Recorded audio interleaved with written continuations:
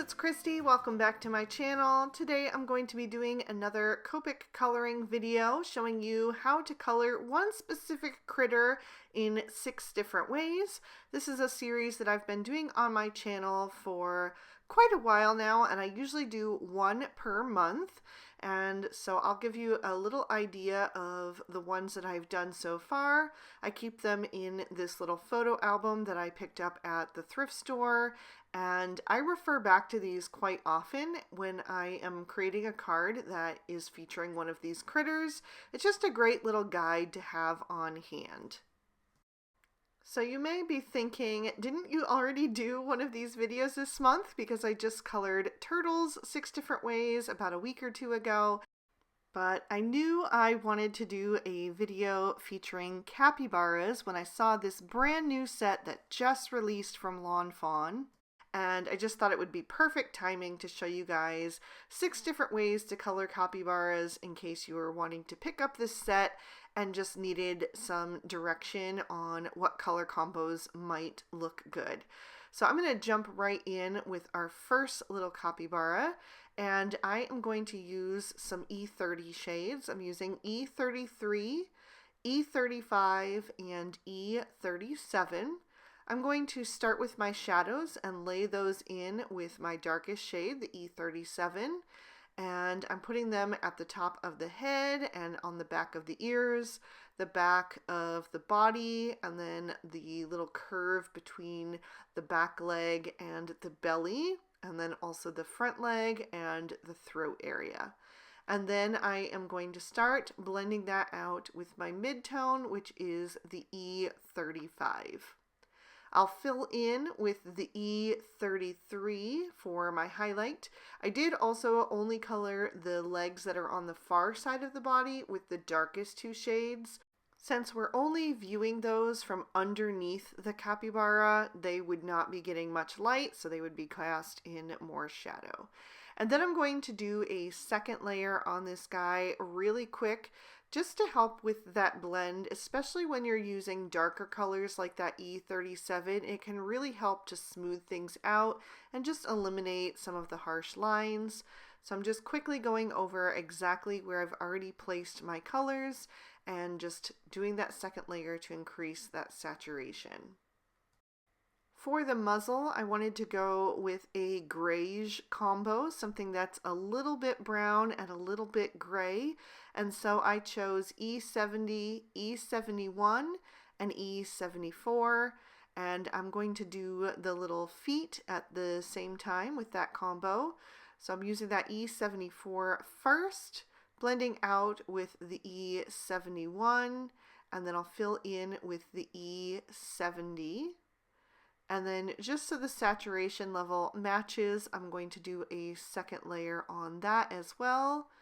And just quickly go over what I have already done.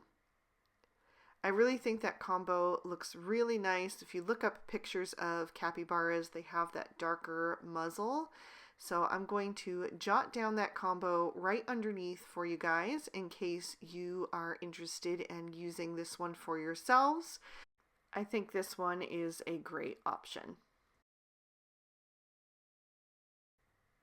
Moving on to my second capybara, I am going to stick with the E30 shades, but I'm going to go a little bit lighter. I am going to use E31, E33, and E35. So the color that I used for my mid-tone on the first image is now going to become the darkest on my second image. And I'm going to color the shadows exactly the same so that you can really compare and contrast the different combos. So once I have that E35 laid in for my shadows, I'll start to blend out with the E33. And then I'll take that E31 and I'm going to fill him in, giving him a nice highlight in the center, most rounded part of his body. And of course, there are different ways to place your shadows and highlights. You could definitely have the sun beating down on him from above and have the top part of the body being the lightest. I just picked one and then stuck with that across the board so that you could really focus on the different colors. See which one works best for you, or maybe you'll even end up using multiples just depending on the different cards that you're creating, or if you wanted to do like a whole bunch of capybaras on a scene and didn't want them all to look exactly the same, you could definitely pick and choose from these combos and do several. So I did my second layer on him to smooth out that blend, and then I did the same thing with the muzzle. I just used the same combo but went a little bit softer with it, taking away the E74 and adding in the W00 so that we do have a little bit of highlight at the top of his muzzle. And I did a second layer on that as well. I will actually have a video on the Lawn Fawn blog and YouTube channel featuring this stamp set very, very soon. And I believe this is one of the combos that I used on that card. So stay tuned for that if you're interested. But I just absolutely love this stamp set. I think it's so super cute. Moving on to capybara number 3, I am going to stick again with the E30s, but go even softer. So this time I'm using E30, E31, and E33. And I really think that the E30s are some of the best shades that you can use for capybaras if you want them to look realistic. I looked up tons and tons of images of them to get some inspiration, and I just felt like the E30s were like the perfect match, and then it's just up to you to decide how dark or light you want to go. Some of them look a little bit lighter. Maybe it's also just the sun and the way that they were photographed. Others look a little bit darker, but oh my gosh, are they cute little critters, and they seem to be super chill and friendly. You'll often see them with like birds perched on them or little ducklings swimming with them, and apparently they really love citrus fruit because there's often little citrus fruits bobbing in the water. I'm not sure if it's like oranges or tangerines or yuzus or what, but like sometimes they're even like balancing them on their noses and stuff. It's super, super cute. So yeah, anyway, I did my 2 layers with those shades, and then for the muzzle and the feet, I'm going to go with a different combo. I'm going to go with a little bit more of a desaturated brown tone using E42, E43, and E44. I'll start with that E44 at the bottom of the muzzle and the back of the feet, and then blend out with the E43, and then use that E44 for the highlight.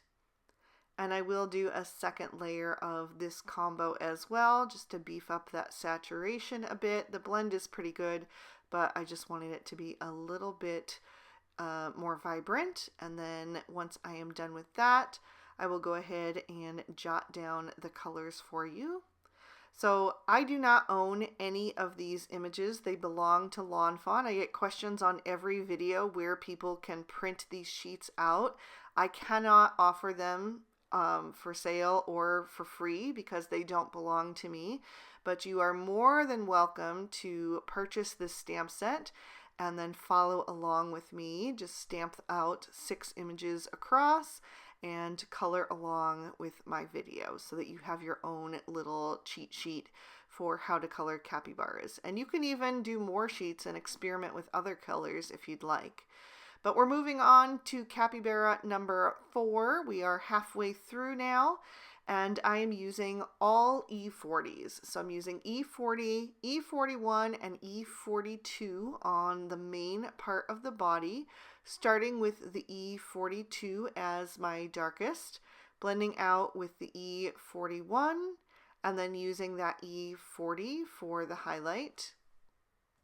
I think this combo is a great option if you're doing a card in more pastel shades and you want to keep to lighter tones. I think that this one works great for that. The E40s, because they are desaturated, I think they work really great for critters, and they just have that kind of lived in look for like a critter that's been, you know, laying around in the dirt and, you know, stuff like that. So this time I'm actually going to do the ears with a bit of contrast as well. I'm using E43, E44, and E47 for the muzzle, the feet, and the ears. And I meant to switch the direction of the shadow on the muzzle and do it from the top down on this guy, just to show you a different option. I accidentally put the shadow down at the bottom. It's all good. It doesn't matter. As long as you pick one direction and go in it, it works.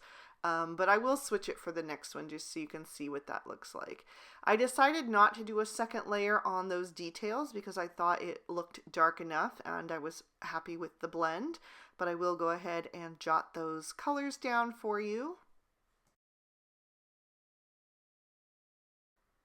Moving on to image number 5, I'm going to do a little bit of a reversal of what I've done above. I'm going to use the shades that I used for the muzzle and feet of our first capybara, and I'm going to do that on the body of this one just to give you another option. So if you're looking for something that's a little bit darker and a bit more moody, you might want to go with this one. So I'm using E70, E71, and E74, laying in those shadows with the E74, blending out with the E71, and then using that E70 for a highlight.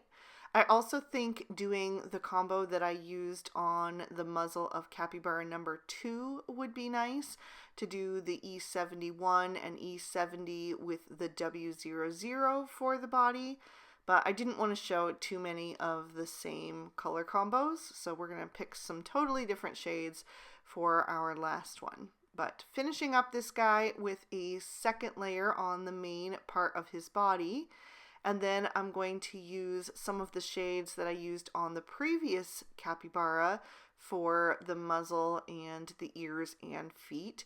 I forgot to not color in his ears, but that's okay. These colors are much darker, so I'm just going to go right over top and it'll be totally fine.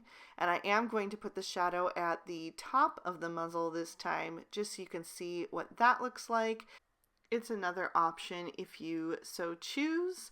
And according to the pictures that I looked up, a lot of them did have kind of like a darker patch at the top of the muzzle, and then it faded as it went down the face. So this one might be something that you'd like to try for yourself.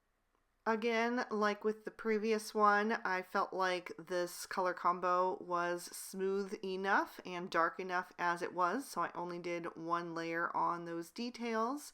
And I'll go ahead and jot those down for you, and then we'll move on to our sixth and final capybara. So for our last little guy, we're going to go with straight up E50s across the board. I'm using E50, E51, and E53 for the main part of the body, starting with the E53 for my shadows. These browns are colors that I often use for trees and wood. I think they work so good for that, but they also work great for critters. So once I have that E53 laid in, I'm blending out with the E51, and then I'll use the E50 for my highlight. And I will go over that with a second layer to smooth out that blend, especially there on the hindquarters. You can really see that the colors are kind of separated from each other. So I just want to make sure that everything looks nice and smooth and that they look soft and furry. So I'm just going to go right over that, and then I'll add in my highlight with that E50 one more time.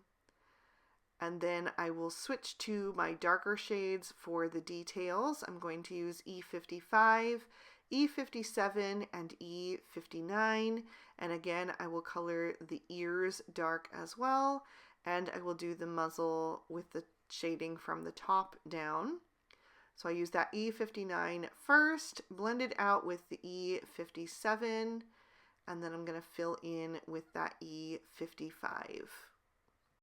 Because that E57 and E59 are so dark, it does take a little extra effort to blend that with the E55. I just went back over that a few times, and then I did do a second layer of just the E57 and the E55 to smooth that out a little bit more.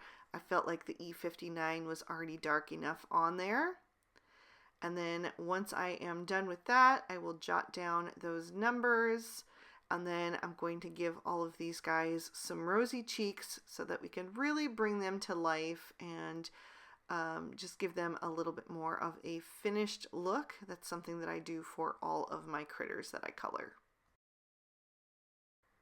So I have two different go-to combos for rosy cheeks depending if I want a cool tone or a warm tone. I'm going to do the cooler tone for the 3 capybaras on the top row, and that is RV10, RV11, and RV13. I add a little oval of the RV13 first, blend out around the edges with the RV11, and on any that are softer colored, I will also use the lightest shade, which in that case was the RV10. For the warmer combo, I use R11, R20, and R22, and I apply that in the same way with the R22 first, blend around the edges with the R20, and if they are light enough, I will also use the R11. I don't really bother on the darker ones because it's not going to show up. And there you have it, 6 different ways to color capybaras.